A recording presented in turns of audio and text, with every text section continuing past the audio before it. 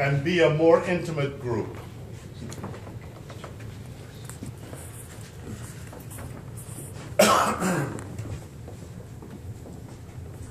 Some years ago, there was a great deal of discussion with the Museum of Fine Arts about the fact that the Museum of Fine Arts has the largest collection of Nubian material outside of the Sudan. Material that came to Boston in the 20s and which had largely been unseen. Over the last 30 years, the assessment of Nubia and its place in history and the reassignment relatively of the relationship of Egypt to Nubia have been very hot topics. And the Museum of Fine Arts resolved to create a gallery as a permanent gallery to Nubia in the early 90s. I was involved with that enterprise. I'm also on that staff. And I wasn't really that happy with what we came out of it with, partly because it was too archaeological. And I like exhibitions that I think my grandmother might get something from. So I like to give exhibitions what I call the grandmother test. I say to myself, if my grandmother, who had no letters behind her name, came to this exhibition, what would she leave with? She would not read all of these labels. And if she did, some of them would remain mystified. So I wanted an exhibition that would capture a quality in the spirit and the emotion that would leave the visitor knowing the grandeur of the moment, knowing that this represented something substantial and abiding that my human forebears had a hand in doing. That was the perspective from which this exhibition was created. The exhibition focused on Aspelta because all of the records for the excavation of his tomb were in Boston. And therefore it was possible to recreate especially the room with extraordinary accuracy.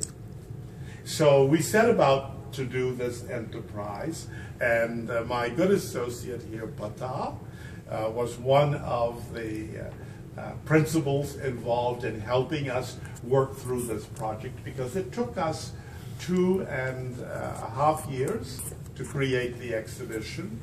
It represents $90,000 in real work. And as you can see, we're not a very rich museum, so we often get asked why we did that. And at the very end, I'll tell you. In the meantime, let me direct your attention to the gate. We had the gate especially created for here. It's the name of King Aspelta in Egyptian hieroglyphs. King Aspelta governed from 600 BC to about 580 BC, late in the 25th dynasty. The kings of the 25th dynasty saw themselves restoring the glory of the old kingdom, which had been 2,000 years before. Later, the Nubians abandoned the use of the hieroglyph, replacing it with Meroitic script, and we have many documents, stones, carved in that text. But this is in hieroglyphs.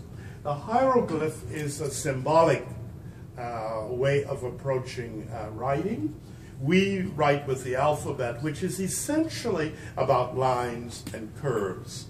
But this engages symbols. So this is the reclining lion. That is this gesture. These great plumes here are feathers. So there are real references here which then take on added meaning. And we painted it gold because gold was the wealth of ancient Nubia. So come with me inside. I want to direct your attention to the lighted case.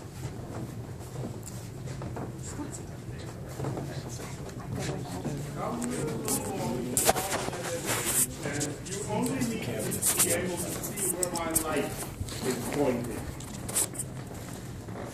The first stop in the lighted case focuses on the pyramid that you see down at the far end. The Egyptians built a small number of pyramids, very early, very big, and they buried inside the pyramid. The Nubians built more pyramids than the Egyptians. Later, a little bit steeper, somewhat smaller, and they buried about 25 degrees beneath the pyramid. So the big opening that you see there is the staircase that went down to the level of the burial. If you look on the pyramid itself, you'll see what looks like a squarish shape at the front. That's where the temple was.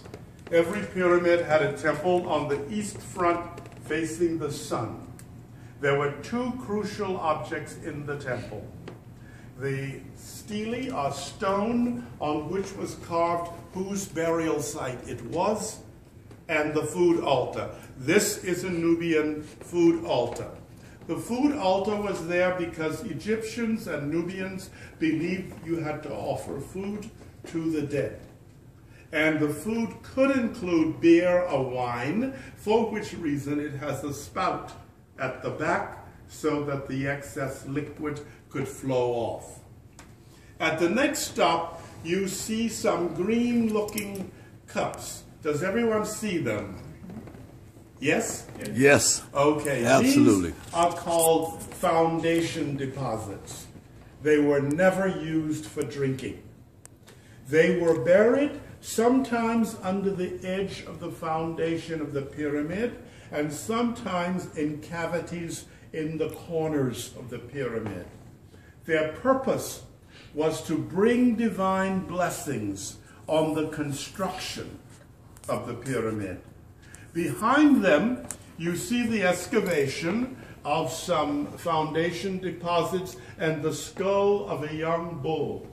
The young bull was likely part of the sacrificial meal on the occasion of the commencement of construction.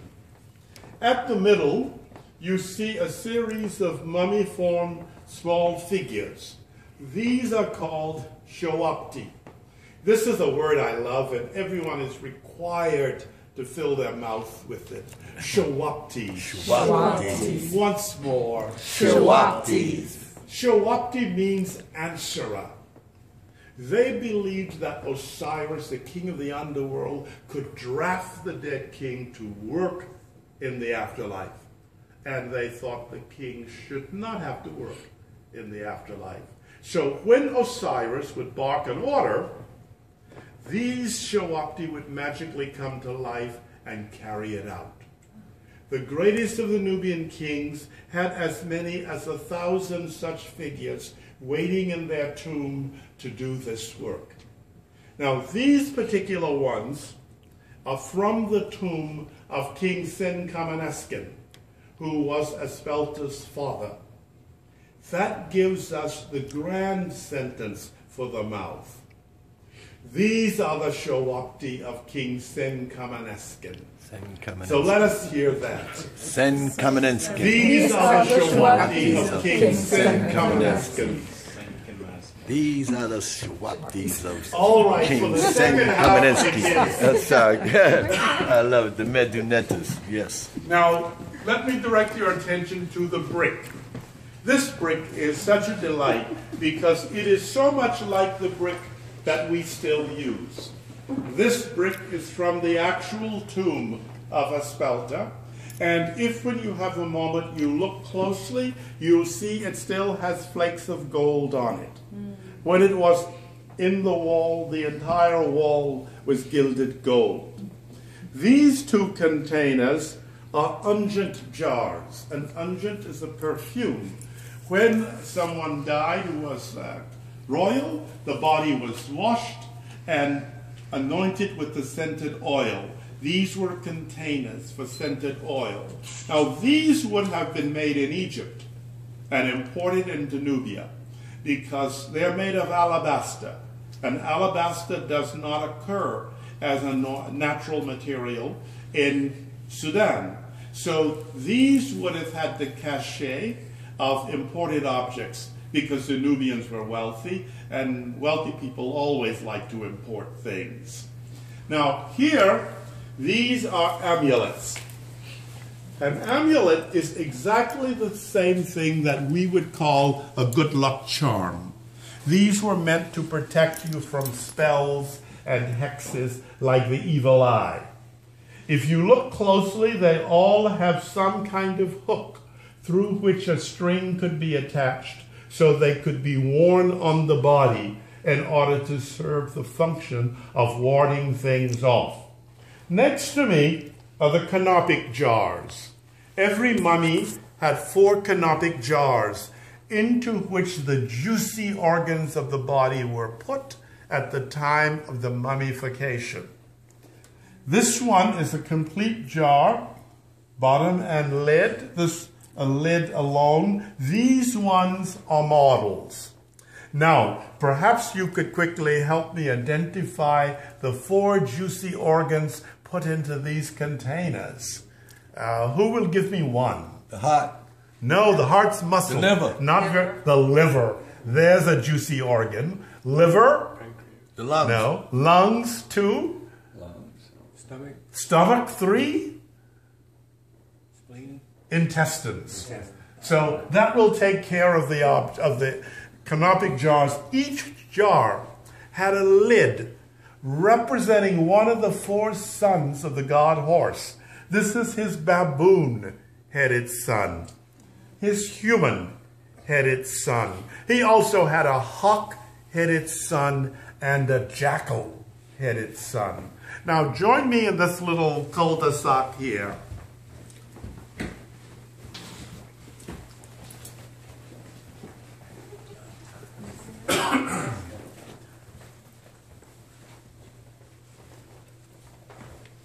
You will recall that I told you that the Nubians built more pyramids than the Egyptians.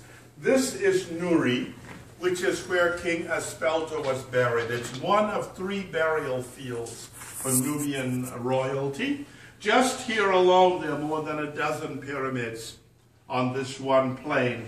The photograph is from the excavation of those objects around 1916. In an excavation conducted by George Reisner. The Museum of Fine Arts and Harvard University were retained by the Anglo-Egyptian authorities governing Sudan in the early 20th century to remove the significant objects because the Aswan Dam was going to be made higher and the area of these burials stood a good chance of ending up underwater. In the deal, the Museum of Fine Arts got roughly half of the material, which is how it gets to have the extraordinary collection that it holds in Boston.